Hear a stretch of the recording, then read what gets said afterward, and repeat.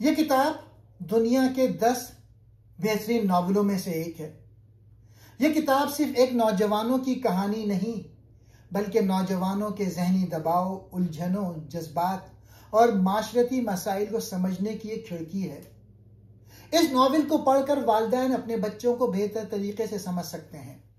ये किताब नौजवानों की जहनी कैफियत समझने के लिए। नावल का मरकजी किरदार होल्डन एक ऐसा लड़का है जो उलझनों में है, तन्हाई महसूस करता है, दुनिया से नाराज है, बेचैनी, खौफ और जहनी दबाव का शिकार है। वालिदैन इस किरदार को पढ़कर समझ सकते हैं कि बच्चे कभी कभी अंदर से क्या महसूस करते हैं, चाहे वो ज़ाहिरी तौर पे ठीक नजर आए।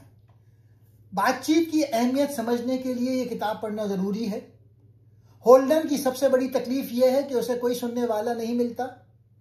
वालिदैन को यह किताब याद दिलाती है कि बच्चों की बातें सुननी चाहिए, उनके एहसासात को हल्का नहीं समझना चाहिए। थोड़ा सा प्यार और तवज्जो बहुत बड़ा फर्क डाल सकती है। किताब में दिखाया गया है कि नौजवान किन किन मसाइल का सामना करते हैं। Stress, low self esteem, fit होने की कोशिश, मिजाज में चिड़चिड़ापन, तालीमी दबाव, उलझन और गुस्से। वालिदैन जब ये समझते हैं तो वो बेहतर सपोर्ट दे सकते हैं। होल्डन बच्चों की मासूमियत को बचाना चाहता है क्योंकि वो खुद बहुत जल्द बड़ा हो गया है।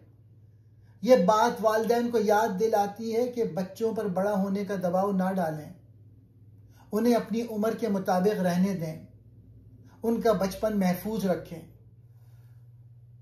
होल्डन हर चीज से बगावत करता है, लेकिन वजह यह है कि वो परेशान है, खुद को तन्हा महसूस करता है, उसे दुनिया मसनूई लगती है। यह किताब वालिदैन को दिखाती है कि हर बगावत के पीछे कोई वजह होती है। अगर वालिदैन वजह समझ लें तो बच्चा आसानी से संभाला जा सकता है। यह किताब वाज़ेह करती है कि जहनी बीमारी नजर नहीं आती, तन्हाई बहुत खतरनाक हो सकती है। नौजवानों को जज्बाती सपोर्ट की जरूरत होती है। वालिदैन को समझ आता है कि बच्चों की जहनी सेहत भी जिस्मानी सेहत जितनी अहम है। मैं प्लॉट एक्सप्लेन करने से पहले ये सारा बता रहा हूं कि नौजवानों को यह किताब क्यों पढ़नी चाहिए।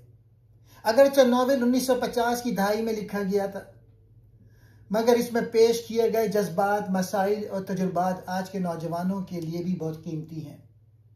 यह किताब नौजवानों के दिल की बात करती है। होल्डन की उलझने, खौफ, गुस्सा और तन्हाई वही मसाइल जो आज के टीनेजर भी महसूस करते हैं। किताब पढ़कर नौजवान समझते हैं कि वो अकेले नहीं हैं। नॉवल दिखाता है कि तन्हाई क्या होती है, जहनी परेशानी कैसे बढ़ती है, दिल की तकलीफ इंसान को किस तरह बदल देती है। माशरती दिखावे और झूठ से आगाह करती है। होल्डन मुनाफिकत से नफरत करता है। यह बात नौजवानों को सिखाती है कि सच्चाई, इखलास और बेसाख्तगी की कितनी अहमियत है। सोचने की सलाहियत पैदा करती है। यह किताब नौजवानों को सोचने पर मजबूर करती है। जिंदगी में क्या सही है, लोग क्यों एक बात कहते हैं और दूसरी करते हैं, हम हकीकत में क्या चाहते हैं। यह खुद को पहचानने का पहला कदम है। नाकामी से लड़ना सिखाती है। होल्डन स्कूल में नाकाम होता है, मगर वो अपनी गलतियों को समझने की कोशिश भी करता है। नौजवान इससे ये सबक सीखते हैं कि नाकामी आखिर नहीं बल्कि शुरुआत है। छोटे बहन भाइयों और खानदान की अहमियत बताती है। होल्डन अपनी बहन फीबी से बहुत मोहब्बत करता है। उसकी मोहब्बत दिखाती है कि घर वाले बहुत कीमती होते हैं, मुश्किल वक्त में वही सहारा बनते हैं। नौजवानों को खानदान की कदर सिखाती है। मासूमियत की हिफाजत का खूबसूरत पैगाम देती है। दुनिया की बुराइयों में भी इंसानियत, भलाई और मासूमियत को बचाना जरूरी है। यह किताब नौजवानों को ज्यादा हसास, समझदार और इंसान दोस्त बनाती है। कहानी पढ़कर नौजवान दूसरों के दर्द को समझते हैं कि यह इनमें हमदर्दी, नरमी और इंसानी एहसास पैदा करती है। इस किताब के 10 अहम नुकात ये हैं। होल्डन एक उलझा हुआ अकेला नौजवान है। मरकजी किरदार होल्डन दुनिया को समझने की कोशिश कर रहा है, लेकिन उसे हर चीज उलझन भरी और मुश्किल लगती है। स्कूल से निकाला जाना उसके बहरान की शुरुआत है। स्कूल से फेल होने और निकाले जाने से वो ज़हनी परेशानी का शिकार हो जाता है। उसे बड़े लोग दिखावेबाज और झूठे लगते हैं। होल्डन का यकीन है कि ज़्यादातर बड़े लोग फोनी यानी मुनाफिक जाली होते हैं। न्यूयॉर्क का सफ़र उसे मज़ीद तन्हा कर देता है। वो कुछ दिन न्यूयॉर्क की गलियों में अकेला घूमता है, लेकिन किसी से भी उसका दिल मुतमईन नहीं होता। बच्चे उसे मासूम और सच्चे लगते हैं। वो बच्चों की सच्चाई, सादगी और भोलपन से मोहब्बत करता है, ख़ास तौर पे अपनी बहन फीबी से। कैचर इन द आई बनने का ख्वाब मासूमियत की हिफाजत की अलामत है। वो चाहता है कि वो खाई के किनारे खड़े होकर खेलते बच्चों को गिरने से बचाए, यानी जिंदगी की बुराइयों से उनकी हिफाजत करे। वालिदैन और माशरे से दूरी उसके दर्द को बढ़ाती है। वो अपने घर वालों से बात नहीं करता, अपने मसाइल नहीं बताता, इसलिए उसकी तन्हाई ज़्यादा गहरी हो जाती है। उसे अपने छोटे भाई की मौत का गम बहुत सताता है।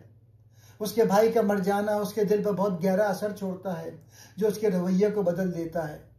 उसकी ज़हनी हालत मुसलसल ख़राब होती जाती है। नींद ना आना, बेचैनी, गुस्सा, लड़ाई और भागने की ख्वाहिश, यह सब उसकी ज़हनी बीमारी की अलामत है। आखिर में वो इलाज के मरकज़ में पहुंचकर अपनी कहानी सुनाता है।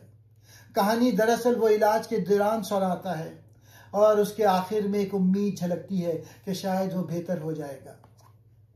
अब मैं ये कहानी का प्लॉट बताता हूँ। ये एक लड़के होल्डन की कहानी है जो एक स्कूल से निकाल दिया जाता है और बहुत सारे लोगों को जाली समझता है। ये कहानी दिसंबर में शुरू होती है, जब होल्डन स्कूल में है। वो स्कूल का फुटबॉल का मैच देखने नहीं जाता, क्योंकि वो ठंड में पहाड़ी पर खड़ा है। न्यूयॉर्क से सामान भूल आया था तो टीम नाराज हो गई। होल्डन स्कूल से निकाल दिया गया क्योंकि वो 4 सब्जेक्ट में फेल हुआ, सिर्फ अंग्रेजी में पास। वो अपने हिस्ट्री टीचर को अलविदा कहने जाता है जो बीमार हैं। होल्डन स्कूल को जाली समझता है क्योंकि उसकी एडवर्टाइजमेंट गलत है। होल्डन टीचर के घर जाता है। टीचर बूढ़े और बीमार हैं, उनका कमरा बदबूदार है। टीचर होल्डन को मजीद लेक्चर देते हैं कि जिंदगी एक खेल है और उसके रूल्स फॉलो करने चाहिए। वो होल्डन के इम्तिहान का पेपर पढ़ते हैं जो बहुत बुरा है, मिस्र के बारे में। वो कहते हैं कि मुस्तकबिल के बारे में सोचो। होल्डन बोर हो जाता है और सोचता है कि स्कूल के हेडमास्टर भी ऐसे ही कहते हैं।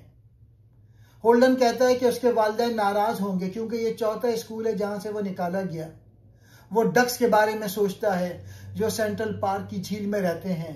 मौसम सरमा में वो डक्स कहाँ जाते होंगे। होल्डन जल्दी से वहां से निकल जाता है क्योंकि वो बोर हो गया है। होल्डन अपने हॉस्टल के कमरे में वापस आता है और एक किताब पढ़ता है। उसका पड़ोसी एक्ली आ जाता है जो गंदा और परेशान करने वाला है। होल्डन एक्ली को जाली समझता है, लेकिन उससे बात करता है। वह स्कूल की लाइब्रेरी और हेडमास्टर के बारे में सोचता है जो अमीर लोगों को पसंद करते हैं। होल्डन स्कूल छोड़ के न्यूयॉर्क जाने का प्लान करता है। होल्डन, एक्ली और एक और लड़का फिल्म देखने जाते हैं, लेकिन अच्छी फिल्म नहीं मिलती तो खाना खाकर वापस आते हैं। होल्डन का मरहूम भाई एली कैंसर से मर गया था जब होल्डन 13 साल का था। होल्डन रात को एक्ली के कमरे में जाता है और सोफे पर सोने की इजाजत मांगता है। एक्ली पहले तो मना करता है, फिर हाँ कह देता है। होल्डन रात भर जागता रहता है। अपने भाई एली की मौत के मुताल्लिक सोच सोच के पागल हो रहा होता है। आखिर में फैसला करता है कि अभी स्कूल छोड़ के न्यूयॉर्क चला जाएगा क्रिसमस की छुट्टी से पहले। वो सामान पैक करता है और रोते हुए हॉस्टल से निकल जाता है।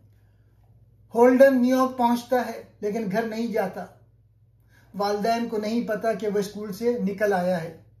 वह एक सस्ता होटल लेता है। कमरे से दूसरे होटल की खिड़की से अजीब अजीब लोगों को देखता है। कोई औरत मर्द को थप्पड़ मार रही है, कोई जोड़ा थूक के साथ खेल रहा है। वो बहुत अकेला महसूस करता है। होल्डन टैक्सी लेकर एक नाइट क्लब जाता है। टैक्सी ड्राइवर से पूछता है कि सेंट्रल पार्क की बत्तखें सर्दियों में कहां जाती होंगी। ड्राइवर गुस्सा हो जाता है। कोई भी बत्तखों वाला जवाब संजीदगी से नहीं देता। वो बहुत उदास हो जाता है। होल्डन होटल वापस आता है। सुबह होल्डन उठता है, सामान एक लॉकर में रखता है और नाश्ता करने जाता है। वहां 2 नन बैठी होती हैं। वो उनसे बहुत प्यार से बात करता है। $10 डोनेशन देता है। वो सोचता है कि नन बहुत अच्छी होती हैं। वो सोचता है कि आज अपनी बहन फीबी से चुपके से मिल लूंगा, क्योंकि फीबी उसकी बहन, उसकी जान है। होल्डन के पास अभी कुछ वक्त है, इसलिए वो अपनी बहन फीबी को गिफ्ट देने के लिए निकलता है। रास्ते में गरीब बच्चा गाता हुआ जा रहा था, if a body catch a body coming through the rye. Holden को यह गाना बहुत अच्छा लगता है। वो खुश हो जाता है। वो एक पुरानी रिकॉर्ड की दुकान से फीबी के लिए एक नायाब रिकॉर्ड खरीदता है। फिर वो फीबी के स्कूल जाने का सोचता है कि शायद चुपके से मिल लूंगा। होल्डन अकेला खाना खाता है। फिर एक और पुराने दोस्त कार्लोस को फोन करता है। दोनों कॉफी पीते हैं। कॉल बड़ा हो गया है, अब यूनिवर्सिटी में पढ़ता है, मशरकी फलसफे और ज़ैन बात करता है। होल्डन को यह सब बकवास लगता है। वो फिर बत्तखों वाला सवाल पूछता है, कोई जवाब नहीं मिलता। वो अपनी बहन फीबी को याद करके सोचता है कि आज रात चुपके से घर जाके फीबी से मिल लूंगा। होल्डन अपने पुराने दोस्त लॉस के साथ एक बार मिलता है। लॉस अब बहुत बूढ़ा और जाली लगता है। होल्डन को पसंद नहीं आता। लॉस एक बड़ी उम्र की चीनी लड़की के साथ रहता है। दोनों लड़ते हैं क्योंकि लॉस कहता है कि होल्डन बड़े हो जाओ, जिंदगी को संजीदगी से लो। होल्डन रो पड़ता है और फिर वहां से निकल जाता है। होल्डन सेंट्रल पार्क जाता है बत्तखों को देखने, लेकिन झील जम चुकी होती है। बत्तखें नजर नहीं आती। वो सोचता है कि शायद वो मर चुकी हैं। उसे बहुत डर लगता है। सर्दी में वो खुद भीग जाता है। फीबी वाला रिकॉर्ड गिरकर टूट जाता है। आखिर में वो चुपके से अपने घर पहुंचता है। वालिदैन बाहर गए हुए होते हैं। वो फीबी के कमरे में जाता है। फीबी उसकी बहन सो रही होती है। वो उसे प्यार से देखता है, रोता है और उसके पास बैठ जाता है। फीबी उसकी सबसे प्यारी चीज है। वो अपनी बहन फीबी के बालों में हाथ फेरता है और बहुत खुश होता है। फिर फीबी जाग जाती है। पहले तो डरती है, फिर बहुत खुश होती है। होल्डन झूठ बोलता है कि वो स्कूल से नहीं निकाला गया, लेकिन फीबी समझ जाती है और नाराज हो जाती है। वो कहती है, डैडी तुम्हें मार डालेंगे। फीबी पूछती है कि तुम्हें दुनिया में कोई चीज भी पसंद नहीं आती। होल्डन कहता है, मुझे तुम पसंद हो और मुझे वो गाना पसंद है।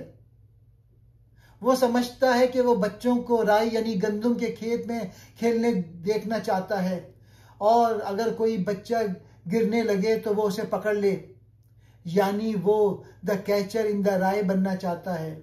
बच्चों को मासूमियत खोने से बचाना चाहता है। फीबी कहती है वो गाना गलत समझ रहा है। असल गाना if a body meet a body है, कैच नहीं। फीबी उसकी बहन होल्डन के साथ डांस करती है, बहुत प्यार करती है। फिर वालिदैन वापस आ जाते हैं। होल्डन बाथरूम में छुप जाता है। माँ फीबी से पूछती है कि तुम्हारे कमरे से सिगरेट की बू क्यों आ रही है। फीबी झूठ बोलती है कि मैंने एक सिगरेट पिया था। होल्डन, उसका भाई, चुपके से घर से निकल जाता है। होल्डन अपने पुराने अंग्रेजी टीचर के घर जाता है। टीचर उससे बहुत प्यार से बात करते हैं। वो कहते हैं तुम्हारी जिंदगी में एक बड़ा गिराव यानी फॉल होने वाला है, लेकिन जो लोग गिरते हैं वही कुछ बड़ा करते हैं। वो होल्डन को अपने घर सोने देते हैं। रात को होल्डन की आंख खुलती है तो देखता है कि उसके टीचर उसके सर पे हाथ फेर रहे हैं। होल्डन घबरा जाता है, सोचता है कि शायद वो हमजिन्स परस्त है। वो जल्दी से भाग जाता है। होल्डन रात भर सड़कों पर घूमता है, बहुत थक जाता है। वो सोचता है कि वो मर जाएगा, सब उसके जनाजे पे थूक देंगे। वो अपनी बहन फीबी को खत लिखता है कि वो दोपहर को म्यूजियम के बाहर मिले। फीबी सूटकेस लेके आती है और कहती है, मैं भी तुम्हारे साथ भाग रही हूं। होल्डन मना करता है। फीबी रोती है और नाराज हो जाती है। होल्डन उसे चिड़ियाघर और फिर घूमने वाले झूले पे ले जाता है। बारिश हो रही है, लेकिन फीबी झूले पर चढ़ती है। होल्डन उसे देखकर बहुत खुश होता है और रोता है। पहली दफा वो सच में खुश है। आखिरी चैप्टर। होल्डन कहता है कि इसके बाद क्या हुआ वो सब लोगों को नहीं बताता। वो बीमार पड़ गया, अस्पताल में रहा।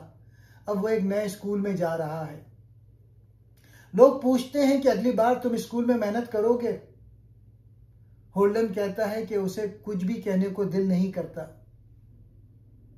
आखिरी लाइन, लोगों को बहुत कुछ बताने की आदत ना डालो। जैसे ही तुम उनके बारे में बताते हो, तुम उन्हें मिस करने लगते हो। होल्डन आखिर में थोड़ा सा बेहतर हो जाता है, लेकिन अब भी बिल्कुल ठीक नहीं। वो बस फीबी और बच्चों की मासूमियत को बचाना चाहता है। तो मेजर थीम इस किताब के ये हैं कि होल्डन किताब का हीरो है, जो बड़े बड़े ख्यालात और थीम्स उसके अंदर चल रहे होते हैं, वो सब आज के नौजवानों के दिल में भी घूम रहे होते हैं। जालीपन से नफरत। होल्डन को दुनिया के 90% लोग जाली लगते हैं। फिल्म स्टार्स, टीचर्स, अमीर लोग, हत्ता के मजहबी लोग भी। वो कहता है कि सब लोग ढोंग करते हैं, बाहर से अच्छा बनते हैं, लेकिन अंदर से खाली हैं।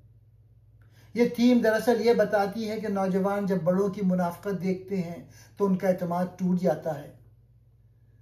तन्हाई और अकेलापन। होल्डन बार बार कहता है, मैं बहुत अकेला हूं। वो लोगों के दरमियान भी अकेला रहता है। इसकी वजह यह है कि वो सच्चे रिश्ते चाहता है, लेकिन उसे कोई समझता ही नहीं। आजकल के बच्चे भी मोबाइल्स पे 1000 दोस्त होने के बावजूद अकेले ही रहते हैं। बचपन की मासूमियत बचाने का ख्वाब। किताब का सबसे खूबसूरत थीम है कैचर इन द राई बनने का ख्वाब। होल्डन कहता है कि वो राई के खेत में बच्चों को खेलते देखेगा, और अगर कोई बच्चा गिरने लगे तो वो उसे पकड़ लेगा। यानी वो बच्चों को बड़ों की गंदी दुनिया में गिरने से बचाना चाहता है। यह थीम ये बताती है कि नौजवान खुद तो टूट चुके होते हैं, लेकिन छोटे बच्चों की मासूमियत अब भी उनके लिए मुकद्दस होती है। मौत और डिप्रेशन का खौफ। होल्डन का छोटा भाई एली मर चुका है। उसका दर्द उसके अंदर घर कर गया है। वो बार बार सोचता है कि वो खुद भी मर जाएगा या गायब हो जाएगा। वो कब्रिस्तान भी देखने चाहता है कि मुर्दे कहाँ जाते हैं। ये थीम दिखाती है कि जब कोई करीबी मर जाता है तो बच्चे कितने सालों तक उसके गम में डूबे रहते हैं। बगावत और बड़ों से नफरत। होल्डन स्कूल छोड़ देता है, घर नहीं जाता, रातों को घूमता है। ये सब बड़ों के खिलाफ बगावत है। वो कहता है कि बड़े सब कुछ खराब कर देते हैं। ये थीम आज के नौजवानों में भी बहुत है। सच्चाई और हम ईमानदारी की तलाश। होल्डन झूठ बहुत बोलता है, लेकिन वह खुद जानता है कि वो झूठ बोल रहा है। वो बस एक सच्ची बात, एक सच्चा रिश्ता, एक सच्ची मोहब्बत ढूंढ रहा है। फीबी उसकी बहन, उसकी वाहिद सच्ची चीज है। बड़ा होने से डर। होल्डन नहीं चाहता कि वो बालिग हो जाए। बालिग होने का मतलब है जाली बनना, पैसे कमाना, शादी करना, फिर वही गंदगी और गंदी जिंदगी गुजारना। वो कहता है कि बचपन खत्म हो जाए तो सब कुछ खत्म हो जाएगा। होल्डन कोई शरारती लड़का नहीं, वो तो एक जख्मी दिल वाला लड़का है जो दुनिया की बुराइयों से बचना चाहता है और अपने छोटे भाई बहनों को बचाना चाहता है। उसके सारे थीम्स आज भी जिंदा हैं। इसलिए 70 साल बाद भी हर नौजवान खुद को होल्डन समझता है। दुनिया बहुत जाली है, लेकिन फिर भी कहीं ना कहीं सच्चाई जरूर होती है, बस उसे ढूंढना पड़ता है। और वो सच्चाई होल्डन को सिर्फ उसकी बहन फीबी के चेहरे पर नजर आती है। ये किताब जरूर पढ़नी चाहिए, क्योंकि ये कोई आम कहानी नहीं, ये तो तुम्हारे अंदर की आवाज है।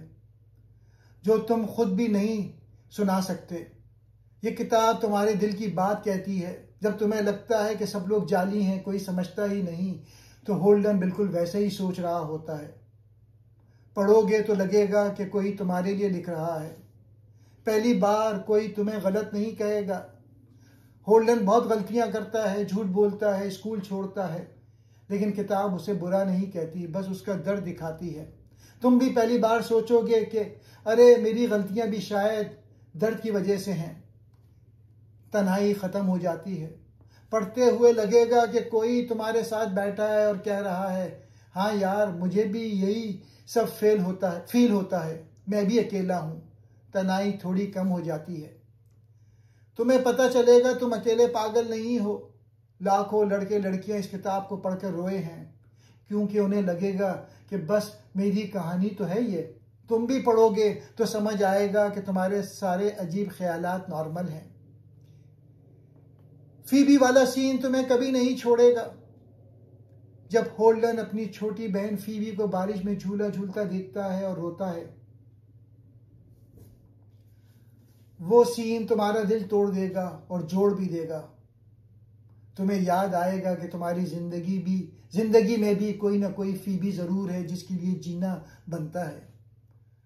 बड़ों को समझने में मदद मिलेगी।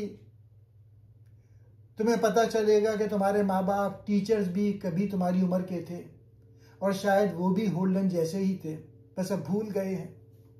पढ़ने के बाद तुम थोड़े हल्के हो जाओगे, जैसे कोई बहुत बड़ा बोझ दिल से उतर जाए। तुम सोचोगे कि चलो मैं अकेला नहीं हूं, कोई तो है जो मेरा दर्द लिखेगा। मुख्तसर ये कि अगर तुम 13 से 25 साल के दरमियान हो और कभी कभी दिल बहुत भारी हो जाता है, रात को नींद नहीं आती या लगता है कि कोई समझता ही नहीं, तो ये किताब तुम्हारे लिए है। एक बार पढ़ लो, फिर देखना कि तुम्हारे अंदर का होल्डन खामोश हो जाता है। बस इतना कहूँगा, ये किताब नहीं, एक दोस्त है जो तुम्हें गले लगा कर कहता है तुम ठीक हो, तुम टूटे नहीं हो, तुम बस बड़े हो रहे हो। पढ़ लो यार, दिल जरूर हल्का होगा।